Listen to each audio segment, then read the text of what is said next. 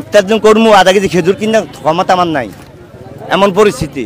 সারাদিন রোজা থাকার পর ফল ফ্রুট কি আপনারা খাইতে পারছেন না? কেমতে 360 দিয়ে 1 কেজি ইয়া কিনা খাম কেমতে? আমার তবে কি কুলাইব? আমি যদি 500 টাকা রুজি করি, আমি 1 কেজি আপেল কিনা কেমতে খাম? কোন আমনে এরা 1 কেজি কমলা কিনা খামু কেমতে? কি কারণে? আধা কেজি খেজুর কিনা খাইতে পারি না। এই ফুটপাতে দোকানদারি করিয়া 500 টাকা 10,000 টাকার মাল কিনা 500 টাকা বিক্রি করতে বাসা লইয়া যাইতে আমার কষ্ট হইতেছে বহুত। আমার 3টা ছেলেরা পড়ালেখা করাই প্রতি মাস। যে সমস্ত পূর্ব পাকিস্তান মানে পাকিস্তানের জনম দক্ষিণী কাঙ্গাল মাদ্রাসা সবগুলো নিজেদেরকে সব থেকে বড় ভাবে বা যারা আজকের দিনে ভারতের জিডিপি বলুন বা ভারতের সাথে কম্পেয়ার করে, তারা একবার নিজেদের মুখটা অবশ্যই আয়নায় দেখা উচিত। কেননা যে সমস্ত মিডিয়া ফুটেজগুলো বা ভিডিও ক্লিপগুলো আপনাদের সাথে তুলে ধরে, সেখানে কিন্তু কোনো আমার কথা থাকে না। এখানে কথা বলে বাংলাদেশেরই লোক, হ্যাঁ, বাংলাদেশের জনসাধারণ তারা কতটা সুখে আছে, কতটা ভালো আছে, আর আজকের দিনে বা এই দাঁড়িয়ে বা এই পরিস্থিতিতে দাঁড়িয়ে তাদের কি অবস্থা সেটা তারা নিজেরাই বলছে। কিছুক্ষণ আগে যে ব্যক্তি বা যে ভাইয়ের কথাটা শুনলেন, ইনি হচ্ছে বাংলাদেশের একজন লোক। ইনার কথা শুনে আপনারা এতটুকু তো ধারণা করতে পেরেছেন যে সমস্ত মানুষগুলো ভারতীয় পণ্য বয়কট করছে তারা কতটা সাকসেস হয়েছে। ভারতীয় বয়কট কথা বাদ দিন, আজ রমজানের মাসে তারা ইফতার করার জন্য খেজুর, গরুর গোশ মানে গরুর মাংস বা মুরগির মাংস বা অন্য মোটা মাছ তাদের সাধারণ এই সামান্যটুকু কিনে খাওয়ার ক্ষমতা নেই। তাছাড়া সেখানকার একটা সিস্টেম হচ্ছে এটাই যে সেই দেশের মানুষগুলো চাইলে 1 পিস বা 100 গ্রাম মাছ বা অল্প কিছু পরিমাণে খাবার তারা কখনোই কিনতে পারে না। সেখানে সিস্টেম আছে একটা গোটা মাছ নিতে হবে, মাংস নিতে গেলে আধা কেজির নিচে হবে না। এরকম টাইপের বিভিন্ন নিয়ম আছে, যে নিয়মের কারণে সেখানকার মানুষগুলো আজ প্রচন্ড শোচনীয় অবস্থায় পড়ে গেছে। তাছাড়া যে মানুষটা আজকের দিনে 400 থেকে 500 টাকা ইনকাম করছে, যার 3টে ছেলে, এরকম পরিস্থিতিতে সে নিজেই বা কি খাবে, তার বাচ্চাদের বা কি খাওয়াবে, আর সামনের দিনে কিভাবে বা এগিয়ে যাবে? সব মিলিয়ে আজকের দিনে বাংলাদেশের পরিস্থিতি খুবই শোচনীয় বা অসহায়। যাই হোক বন্ধুরা, এখানে আমি ফালতু বকলে ওনাদের পেছনে অনেক লাগবে। আপনারা ভিডিও ক্লিপটি দেখে নিন, আর অবশ্যই আপনাদের মতামত কমেন্ট বক্সে কেউ লিখতে ভুলবেন না। এমন টাইপের কাউন্টার ভিডিও দেখবার জন্য কিন্তু অবশ্যই চ্যানেলটিকে সাবস্ক্রাইব করুন। Thanks for watching. জয় হিন্দ, বন্দে মাতরম। ইফতার দিন করবো, আধা কেজি খেজুর কিনা ক্ষমতা আমার নাই, এমন পরিস্থিতি। সারাদিন রোজা থাকার পর ফল ফ্রুট কি আপনারা খাইতে পারছেন না?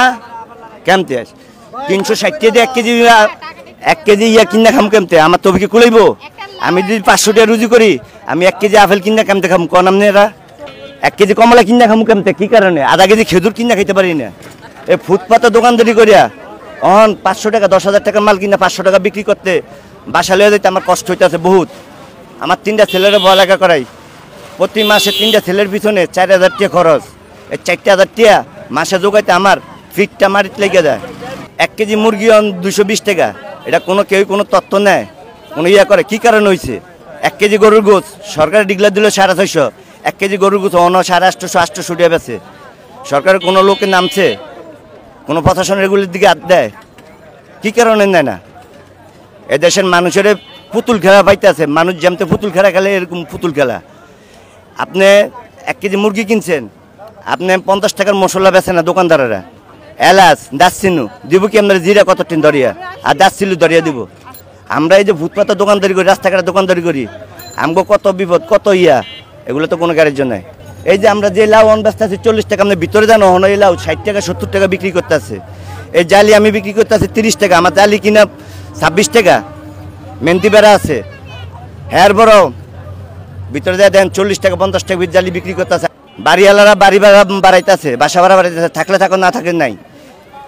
বাড়িওয়ালা একটি কিলো আমগো বিদ্যুতের দাম বাড়ছে, গ্যাসের দাম বাড়ছে, পানির দাম বাড়ছে, সব কিছুর দাম বাড়ছে। আমগো কিছু করা নাই, আমগো কোনো কিছু করা নাই। এখন বাড়িওয়ালা আমরা যে বাড়িওয়ালাকে রুম ছেড়ে দেন। এরপর তেলের দাম কমাইছে, তেল আপনি প্রতিটা মুদির দোকানে দেন 170 টাকা সোয়াবিন তেল খোলাটা, এমতে সরকার দেয়াইতেছে 150 টাকা। আর এরা ওই খাইলা বোতলের ভিতরে তেল ঢুকিয়ে ওই লিটার প্রতি বেছে তেল, কেজি সমানে বেছে লিটার। খেসারি তেল কি কারণে? রমজান মানুষের 2-1টা পেঁয়াজি খাইব, 5 টাকা দেয় ফিস কিন না। খেসারি তেল কেমতে 230 টাকা 240 টাকা কেজি। মসুর তেল 1 কেজি 30 টাকা 20 টাকা বাড়লো কি কারণে? রমজান মাস সহন। আপনারা তো ছোটোখাটো খালি ওই যে ম্যাজিস্ট্রেট আইলে ছোটোখাটো ব্যবসা যারা আছে এখন জরিমানা করেন।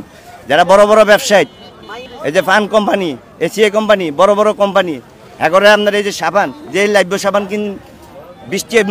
20 টাকা কিনছেন, এই লাইব্য সাবান 50 টাকা, লাখ সাবান 60 টাকা। আমরা সাবানও ঠিক মতন কিনে ব্যবহার করতে পারি না। কোন জিনিসটা আছে 2 টাকার ব্লেড হয়েছে 5 টাকা, 1 টাকার ব্লেডও 5 টাকা। এদেশে কোনটা আছে?